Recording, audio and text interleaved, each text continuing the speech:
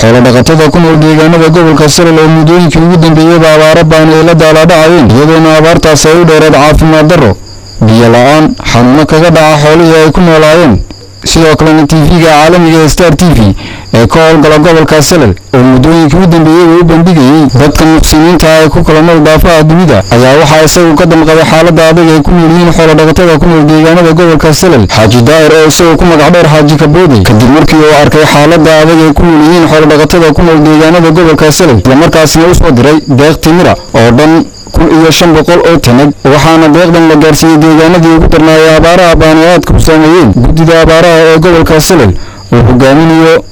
gudoomiyaha guddida abaaraha ee gobolka Salel Maxamed Muuse Bruno oo ku weelinaya mid ka mid ah xildhibaanada gobolka Salel kana mid ah guddida abaaraha ee gobolka Salel iyagoona gaarsiiyay meelihii ay ugu darnaayeen ee ku noolaayeen dadka abaaraha baanayaadka u saameeyeen haddaba meelaha la gaarsiiyay deeqdan timirta ah ee ka kooban 1500 oo tanag banka u dhaxeeya Aashacado iyo Ceelgaal oo iyagu ay ku nool yihiin dadka ay abaaraha baanayaadka u saameeyeen isla markaasina ay ku nool yihiin intooda ugu badan iyadoona halkaas loogu qaybiyay 200 oo qoys sidoo kalena waxaa iyaguna la gaarsiiyay deeqdan timirta ah dadka xoolo dhaqatada ee ku nool Feeraweyn sidoo kalena waxaa la gaarsiiyay ceelka ku yaala duleedka Toqoshi isla markaasina halkaas loogu qaybiyay 100 qoys sidoo kalena waxaa deeqdan timirta ah la gaarsiiyay meelo yaryar ee ku nool yihiin xoolo dhaqatada abaaraha baanay saameeyeen dadkii iyagu deeqdan la soo gaarsiiyay oo iyagu mid celiyay Xaaji Daahir oo loo yaqaan Xaaji Kaboode isla markaasina uu bixiyay inuu Ilaahay ugu daro miisaanka xasanaadka iyagoona baaq u diray xukuumadda Soomaaliland iyo cid alaale cidii gargaar bini'aadamtinimo u fidin karta waxaa isaguna halkaasi ka hadlay gudoomiyaha guddida abaaraha ee gobolka Salel Maxamed Buni Muuse Burul mid ka mid ah xildhibaanada golaha deegaanka ee degmada Saylac oo ka mid ah guddida abaaraha ee gobolka Salel oo halkan maanta kaga joogna laba xubnood ayaga xildhibaan Maxamuud isla markaana maanta fursadaan ceelkan Toqoshi dhaadheer aanu ku qaybinayna deeq timir ah oo ka timiday Ilaahay jazaayaha ka siiyo Xaaji Daahir Cumar Shirdoon oo ka mid ah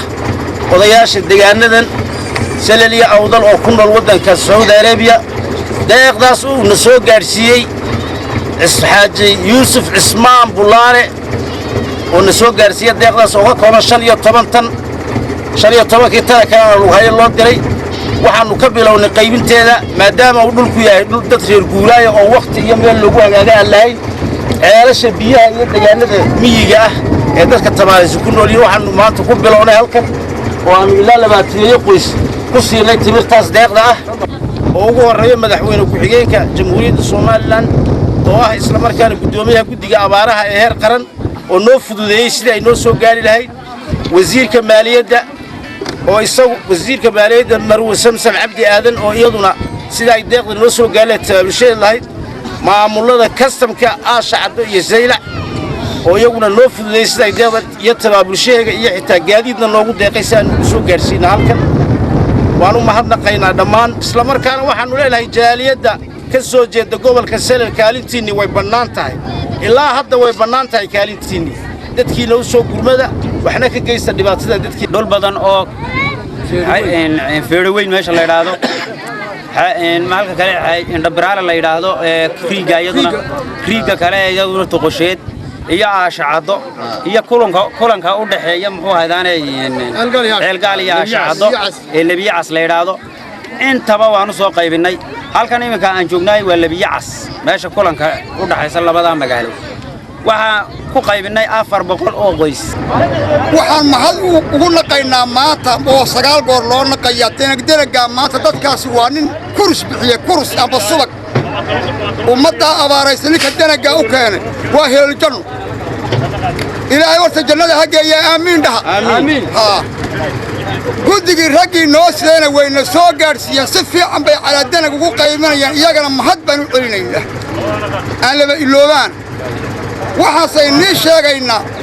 sida xaajigaasi uu u soo bixiyey jannada waa la iibsadaa kuwa kale dabaduna ha u soo bixiyaan ilaahay baan kuu baryaynaa inuu ilaahay jannada ku geeyo dadka masaakiintana maanta aamiin waladhaha ayaa noo soo diray waan ka gudoonnay waan ku mahadnaqaynaa waa noo maganaa imankana waan ka gudoonnay noo soo biiriya imankana noo soo biiriya waa walaalkayada waa u mahadnaqaynaa وعلي أحمد ديري علي دقدرول TV عالمي ستار TV مقالة